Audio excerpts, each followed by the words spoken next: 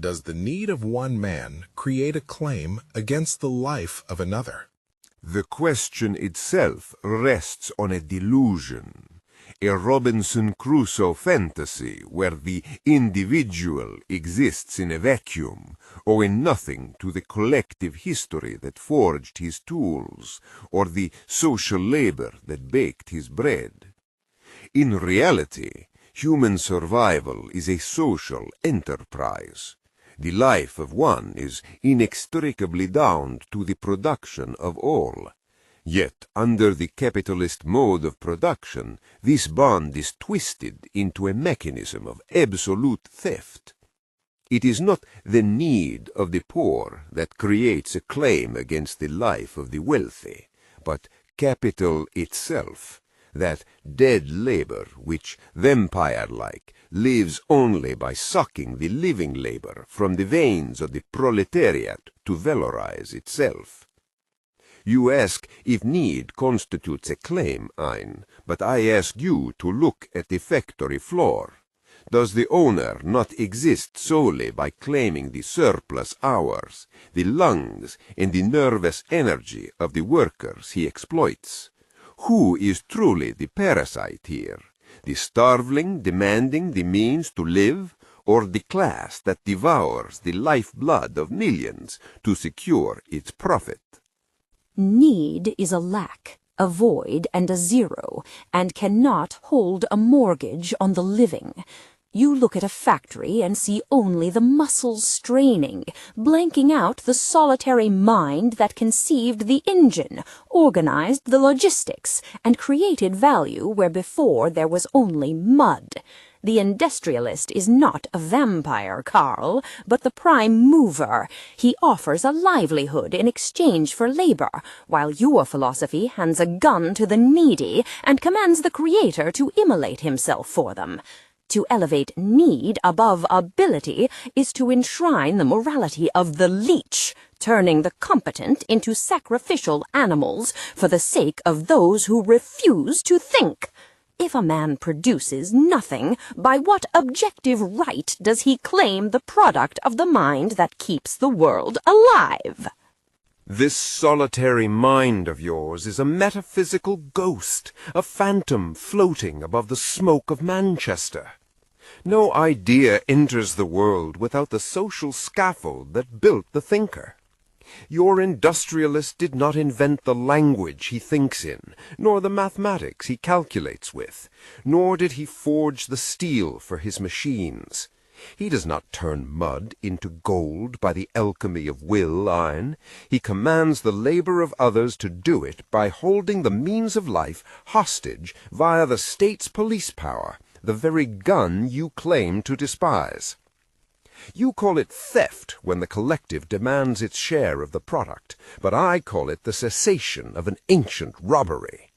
Without the muscles you despise, your prime mover is nothing but a man shouting orders at a pile of silent bricks, starving amidst his own blueprints. To claim that the inventor owes his soul to the past is to confuse the pigments with the painting.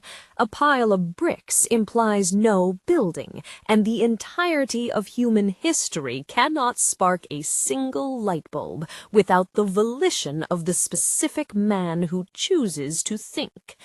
You glorify the muscle, Karl, but muscle is cheap. For thousands of years men had the strength to move stones, yet they lived in squalor because they lacked the mind to design an arch. The industrialist does not hold the means of life hostage. He creates the means of life where nature offered only famine. He offers value for value, a paycheck for labor, whereas your system brims the only gun into the room, branding ability as a crime and demanding the thinker ransom his existence to the very people who would starve without his guidance. Muscle is cheap. That is the authentic, hideous snarl of the slave driver, echoing through the centuries.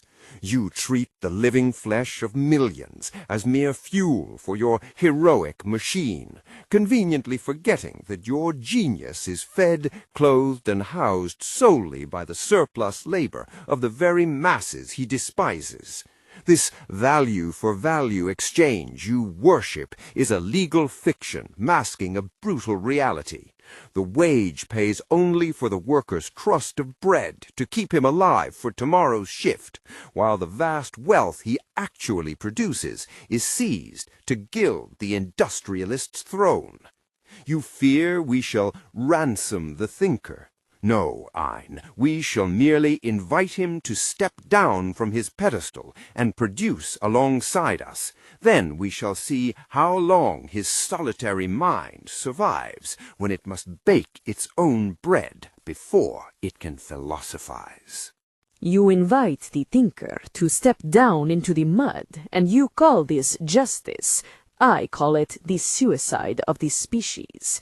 You believe bread appears simply because hands move, but without the chemist who created the fertilizer and the engineer who designed the reaper, your masses would be clawing at the dry earth with their fingernails, starving by the millions as they did for centuries before the rise of capitalism.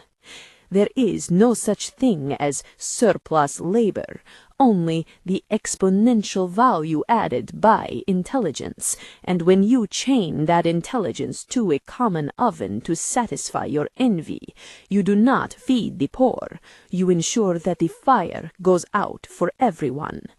Go ahead, Karl, strike the mind from the equation, force the giant to his knees, and watch as your social enterprise collapses into the dark, freezing grave you have dug for it. What is the psychological price of constant striving, and is it worth paying? To speak of a price for striving is to confess that one views life itself as a burden to be endured rather than a glory to be achieved. Man is a being of self-made soul, and his psychological health demands the constant, ruthless expansion of his ability to reshape the earth. Happiness is not the absence of effort, but the state of non-contradictory joy found in the full use of one's mind. The weariness of the Creator is the clean, proud exhaustion of a man who has burned his fuel to light the world, totally distinct from the grey, hopeless fatigue of the slave you wish to manufacture. There is no torture in the pursuit of a rational purpose, Karl, unless one has accepted the poison that duty, not passion, should be the motor of one's existence. The only price worth fearing is the cost of stagnating in the swamp of the unearned, waiting for a savior who will never come. You speak of striving as if it were a grand, heroic ascent up a mountain. Yet for the vast majority of mankind under your beloved system, it is merely the frantic treading of water to keep from drowning in the gutter. This clean, proud exhaustion you fetishize is a lie told by those who sit in drawing rooms. Go to the textile mills of Lancashire and tell the child coughing up cotton dust that her 12-hour shift is a glory to be achieved. In your world, the psychological price of striving is the absolute mutilation of the human soul. The worker is degraded to a fragment of a man, an appendage of the machine, who feels himself to be free only in his animal functions, eating, drinking, and procreating, while in his human functions he's reduced to a beast of burden. And do not think your creator, your capitalist, escapes this spiritual rot. He too is a slave, driven not by passion, but by the coercive laws of competition that whisper, accumulate, accumulate into his ear until his heart turns to stone. He does not strive for joy. He strives because the moment he stops feeding the vampire of capital with his own life and the lives of others, he is devoured by a rival. You ask if the price is worth paying? I say that a system which turns one class into cattle and the other into wolves, all for the sake of piling up dead commodities, is not a glory, but a hideous pagan idol that drinks the nectar of life only from the skulls of the slain. You paint a nightmare of the factory because you despise the demands of reality itself. That child in the mill, before the smoke of Manchester, she died in the mud of a feudal hovel or starved at the breast. The machine gave her the first chance at survival history ever offered to the propertyless. You dare to pity the industrialist as a slave to competition, yet you are blind to the singular, selfish joy of the man who looks at his railroad or his steel mill and says, "I built this." The only psychological mutilation occurs when you tell that giant he is a sinner for his competence and demand he apologize for his success. The idle drinking from skulls is not the free market, Karl. It is your altar of self-sacrifice, where the best are chained to the mediocrity of the mob, and the only striving permitted is the struggle to suffer for the sake of those who refuse to produce. Saved by the machine? You speak as if the peasantry walked joyfully into the mills, forgetting the fire and sword of the enclosures that burned their cottages and drove them from the commons. Your capitalist did not offer a chance for survival. He utilized the state to strip the people of their means of subsistence, leaving them no choice but to sell their skins to him or die in a ditch. When your giant looks at a railroad and says, "I built this," he utters the delirious lie of the parasite who believes he created the blood he drinks. He sees the congealed labor of thousands and mistakes it for his own reflection. The psychological price of your selfish joy is a terrifying blindness, a world where no man recognizes his brother, only a competitor to be crushed or a tool to be used. If this is health, Ayn, then the asylum is the only sane place left in your kingdom of wolves. What, if anything, do we owe to people we do not know? To ask this question is to stand in the middle of a global factory, wearing clothes woven by invisible hands, and eating bread harvested by unknown laborers, and ask what the gear owes the flywheel. We owe them everything, for the simple reason that the independent individual is a bourgeois hallucination. In reality, we are species beings whose very survival is stitched together by a worldwide division of labor. Under the current mode of production, we are connected only by the callous nexus of cash payment, which turns our brothers into mere instruments of our survival, and us into instruments of theirs. We do not owe them charity, that toxic saliva of the ruling class, but we owe them solidarity, the recognition that their chains are our chains. You imagine you can live as a sovereign island, Ayn, but you are floating on a sea of social labor. To deny this debt is not independence, it is simply the ungrateful arrogance of the parasite who believes the host exists solely for his convenience. You mistake a ledger for a shackle, Karl. When I purchase a coat or a loaf of bread, I do not incur a spiritual mortgage on my soul. I pay for value with value, and the transaction is closed, leaving both men free, proud, and independent. The callous nexus you despise is the only bond fit for rational beings, because it recognizes that we are equals, exchanging the products of our minds, not bonded servants chained to a collective trough. I owe a stranger respect for his rights. I must not rob him, enslave him, or murder him, but I owe him not 1 second of my time, nor 1 drop of my effort, simply because he exists.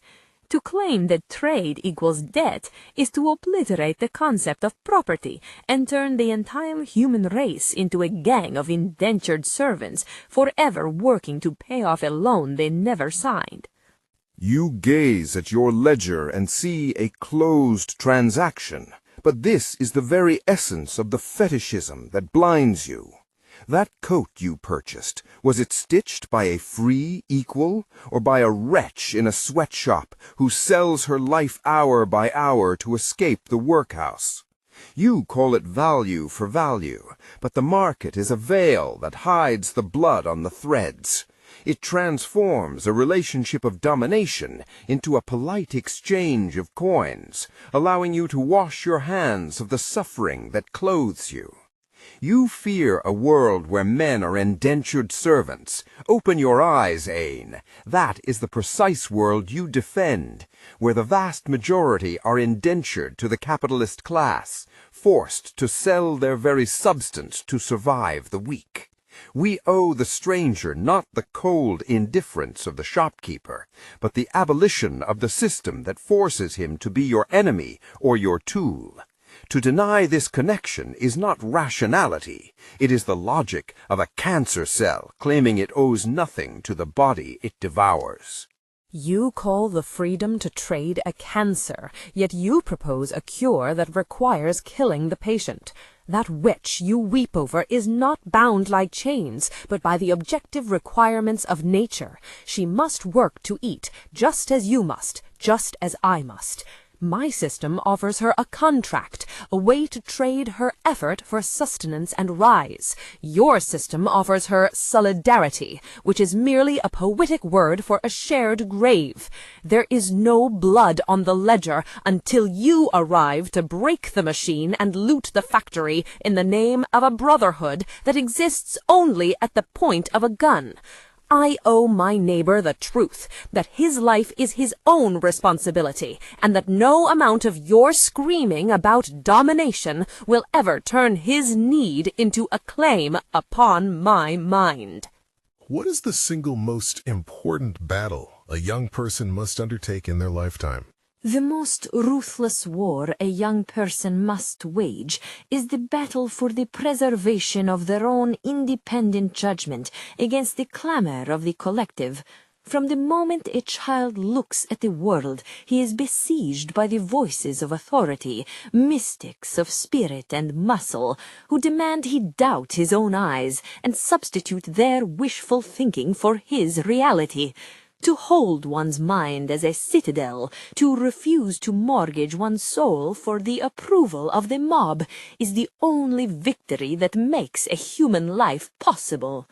You would hand this youth a rifle and tell him his enemy is the man who offers him a job, Karl.